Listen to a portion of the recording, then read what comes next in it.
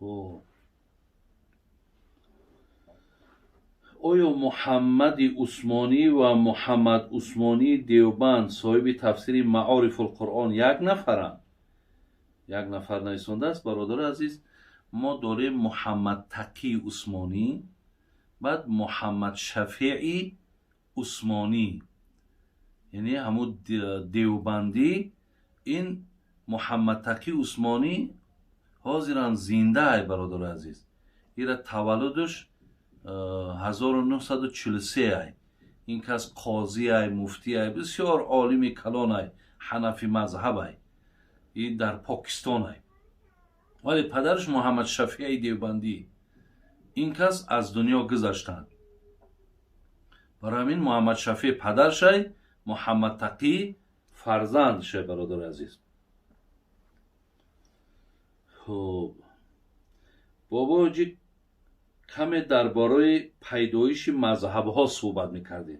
خیلی انشاءالله من یگان دفعه برای مذهب ها کی پیدا شدن، چرا پیدا شدن، در گرد این خدا خواهد یگان روز بعد برای شما برادر عزیز و گرامی معلومات میتیم. خب در وقتی خواب احتلام شوی، یعنی شیطان فن کند، آبازی میکنی یا تنها طهارت میکنی؟ یا آبازی میکنی. وقتی که شما در خواب خیستین و همون احتلامی شدین، یعنی شیطان که شما را فن کرد و شما همون آب که در لباستان دیدین، باید حتما شما غسل کنین، باید طهارت قطعی نمیشود. برادر عزیزم، استاد عزیز، برادرم بسیار مریض بود مدتی چند سال. گفتم با او گوشت سگ را پختگی خوب می شود. من بیخبر از خودش این کار را کردم. گوید گناه من در دنیا و آخرت چی است؟ التماس. یعنی برادر عزیز، در حالتهای ضرورت می شود که اگر یگان طبیبی که حقیقتا داند که برای همین بیمار همین گوشت سگ خلاص برای رفع دردش یا برای بیماریش دور شدن، همین گوشت سگ توصیه داد. اگر طبیب باشد همین حالت مباح می شود، یعنی شما گناهگار نیستید. از پیش خود نکنید.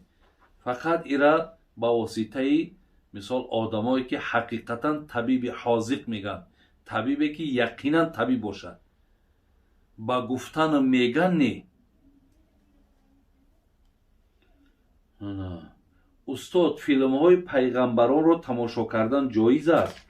اکو مقصد امروز هم یک ترغیب و یک تشویق است که با طریق کینا همین را میکنن، تا که امروز که مقصد کتابخوانی نیست برادر عزیز و آگاهی از حیات پیغمبران که نداریم. یعنی درسته امروز همین هم یک زحمت و مهنتی هست که از این طریق ما میتونیم که یعنی از حیات پیغمبران آگاهی پیدا کنیم. آیا به دانستن سوره ها نماز خواندن جایز است؟ نه، نماز به سوره نمی شود.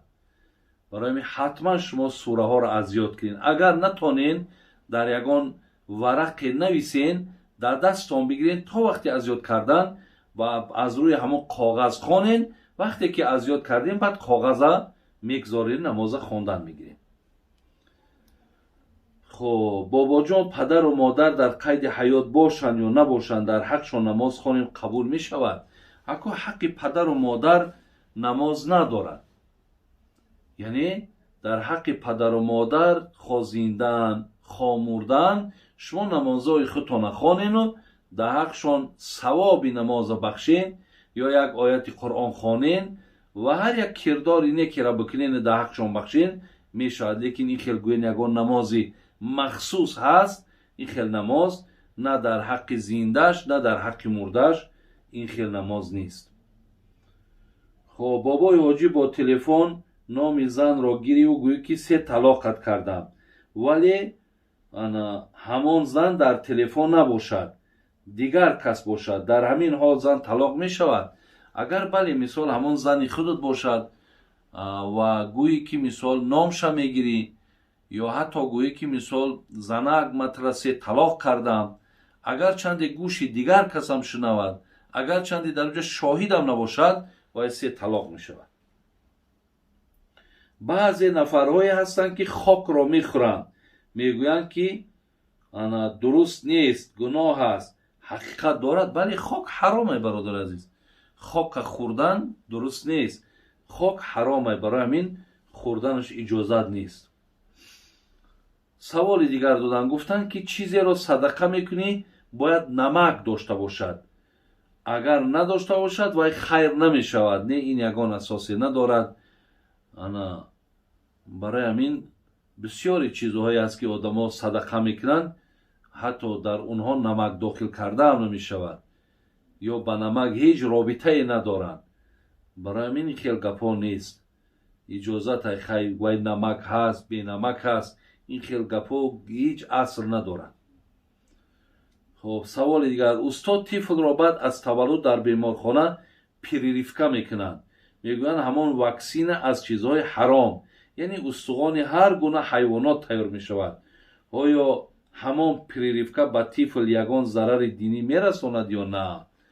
من راستی درباره حرام بودن واکسین چیزی نمیدانم، ولی پریریفکا را هر یک کودک میکنند به خاطر از هر یک بیماری های همون زمان پیشگیری کردنش.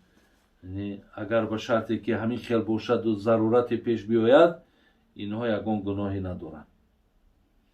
خب سوال دیگر، یکم شب بعد از نکاح را با چگونه عبادت ها باید گذرانی؟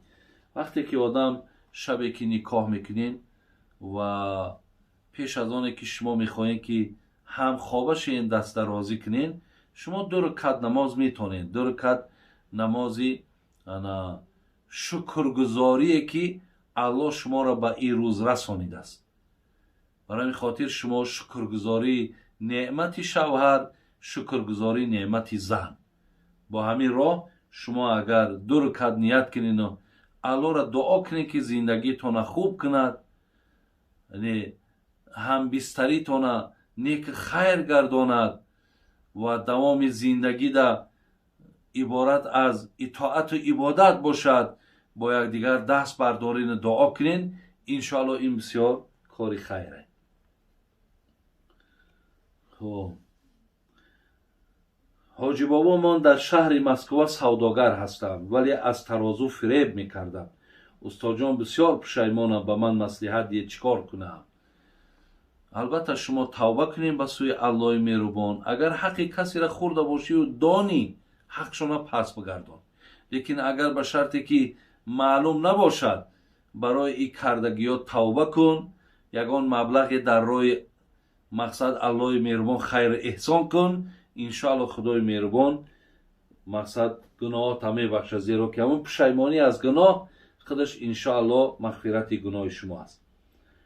استاد در بسیاری سایت ها در برابر سخنهای شما موسیقی میمانند، سخنهای شما را تماما فهمیده نمیشود. التماس در صفحاتون با آنها چیزی گوید. اصلا من برادر عزیز، هر یک ثبتی که میشود، علاخصوص همین ثبتایی که حاضر ما در همین صحیفه نور تیوی داریم، بینه که هیچ کدامش یگان صدای ندارند. و این خاطر انا هر کسی که میماند نمیماند، من از اونا آگاهی هم ندارم و این کردن و ناکردن شونم از جانب من نیست. به این خاطر برادر عزیز و گرامی، انا این به من یگان وابستگی ندارد و من هم جانب دارم که همین امروز همین برنامه را که شما گوش میکنین که با صدای مثال همین خالی از خودم هست و چیزی در اینجا اضافه نشیده است، خوبش همینه برادر عزیز. با همین طریق هم انشاءالله آدم گوش میکنه، هم یک چیزی را میفهمه.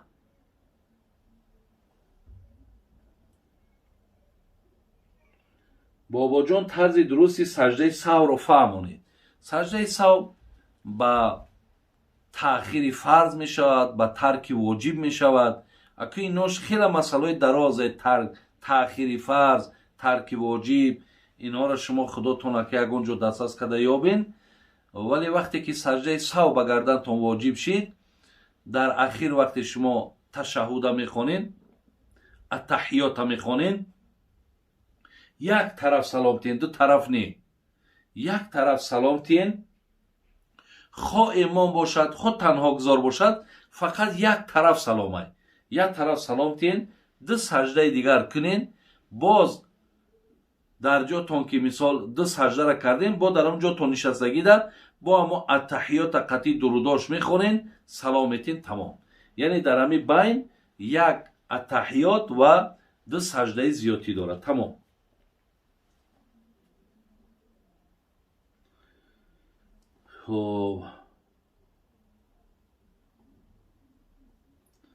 дар вақти ғусл бо телефон ояти қуръон ё мавъиза гӯш кунӣ ҷоиз аст? мақсад агар мо дар ҷои мисол овозӣ дорем ва дар хонамон мақсад садои қуръон меравад, ин иншоалло ягон зиён надорад. дурусте? аз рӯи сабтҳо қуръонро ҳифз кунӣ ҷоиз аст? ҷоиз аст, агар ба шарти ягон устод бошад, равин шумо гузаронед. вақте ки шумо аз тариқи қориҳое ки дар интернет мехонанд, яъне ба мувофиқи ҳамуно вақте ҳифзам кардин, бо пеш як устода ҳатман гузарондантон лозим аст. занҳо дар дастҳошон ҳина мекунанд, дуруст ай? албатта беҳтарин ай. занҳо бояд ин ҳина ҳам зебогӣ ай ва ҳам иншоалло барои саломатишон хуб ай. хоб устод баъзе муллоҳо мегӯянд ҳайвонҳое ки гӯшташон ҳалол аст, нӯшидани пешобашон ҳам ҳалол аст. ин дуруст аст? не, дуруст нест. ҳар як ҳайвоне ки агар гӯштшам ҳалол бошад, пешобшам ҳаром ай, бародар азиз. наҷосатшам ҳаром ай. ӯра нӯшиданда ҳақ надорем мо. ҳама ҳазрати Саъд ибни Маъоза дар қабр ҷиқиданаш яке аз иллатош мега ҳамин буд ки пешоби шутур дар либосош мепарид, ҳамин чиза барои худаш гуноҳи вазмӣ намешуморид. барои ҳамин бародарои азиз, оли дар либос париданаш, оли нӯшиданаш ку билкул ҳаром ай.